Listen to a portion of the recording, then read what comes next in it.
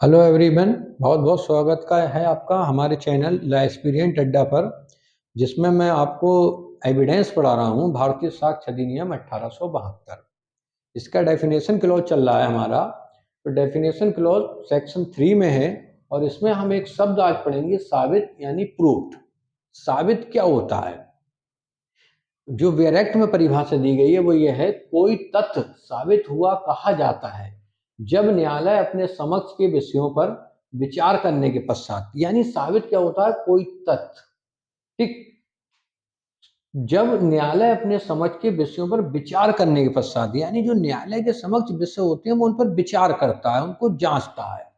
करने के पश्चात या तो यह विश्वास करे कि उस तथ्य का अस्तित्व है, ये ध्यान रखना क्या है, उस तथ्य का अस्तित्व है, या उसके अस्तित्व को इतना अधिक संभाव्य समझे, यानी उसके अस्तित्व को इतना माने, क्या माने कि उस विशिष्ट मामले की परिस्थितियों में किसी प्रज्ञावान व्यक्ति यानी जिसकी समझ ठीक ठाक है, कि इस अनुमान पर कार्य करना चाहिए कि उस तथ्य का अस्तित्व है। यानी कोई तथ्य साबित हुआ कहा जाता है जब न्यायालय ये मान ले कि उस तथ्य का अस्तित्व है। उदाहरण स्वरूप समझते हैं, जैसे ये एक मामला आया न्यायालय के सामने कि ए ने बी का मर्डर कर दिया, बी का मर्डर करा एक बंदूक से। अब बंदूक पर फिंगरप्रिंट एक तथ्य है।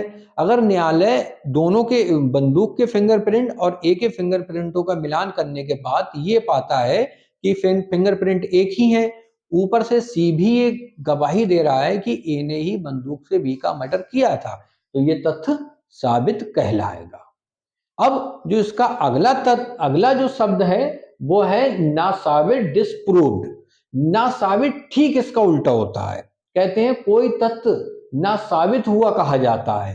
कब कहा जाता है? जब न्यायालय अपने समक्ष के विषयों पर विचार करने के पश्चात यह विश्वास करे कि उस तथ्य का अस्तित्व नहीं है, यानी उस तथ्य का अस्तित्व नहीं हो सकता, या उसके अस्तित्व को इतना अधिक संभाव्य समझे कि उस विशिष्ट मामले की परिस्थितियों में किसी प्रज्ञावान व्यक्ति को इस अनुमान पर कार्य करना चाहिए कि उस तथ्य का अस्तित्व नहीं है, वो डिस्प्रूव्ड कहलाता है।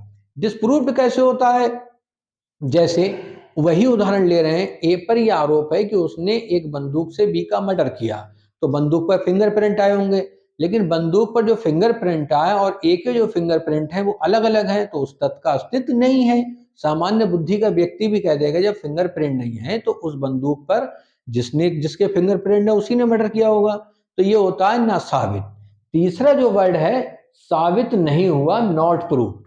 तो ये तब होता है कि जब वह ना तो साबित किया गया है और ना ही ना साबित किया गया है।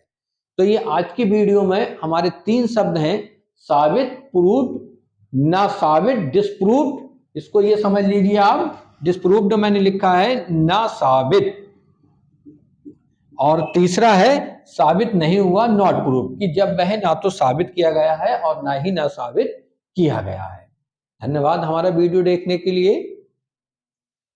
इसमें हम आगे बताते हैं कि साबित नहीं हुआ, नॉट प्रूव्ड, ये क्या है? ये एक मध्य की स्थिति है। कब? जब वह तथ्य ना तो साबित किया गया है और ना साबित किया गया है, यानी एक मध्य है, ना तो पूरी तरह से साबित है और ना साबित है।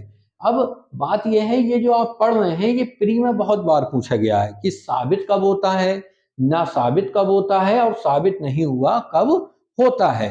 तो समझ लीजिए, साबित कब कहा जाता है? जब न्यायालय उस विचार क्या करे कि उस तथ्य का अस्तित्व है, वो कहलाएगा तथ्य साबित। न्यायालय ये विचार कर ले कि उस तथ्य का अस्तित्व नहीं है, तो ये कहलाएगा ना साबित। तीसरा, साबित नहीं हुआ जब वह ना तो साबित किया गया हो और ना साबित किया गया हो। धन्यवाद।